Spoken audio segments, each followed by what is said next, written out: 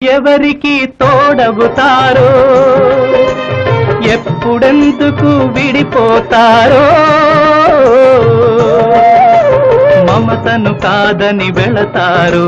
మనసే చాలని ఉంటారు ఎవ్వరి పయనం ఎందాకో అడగదు ఎవ్వరిని బదులే దొరకదని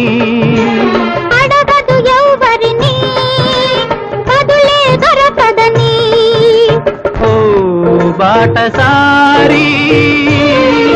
ఇది జీవిత రహదారి ఎంత దూరమో ఏది అంతమో ఎవరు ఎరుగని దారి ఇది ఒకరికి సొంతం కాదు ఇది బాటసారి ఇది జీవిత రహదారి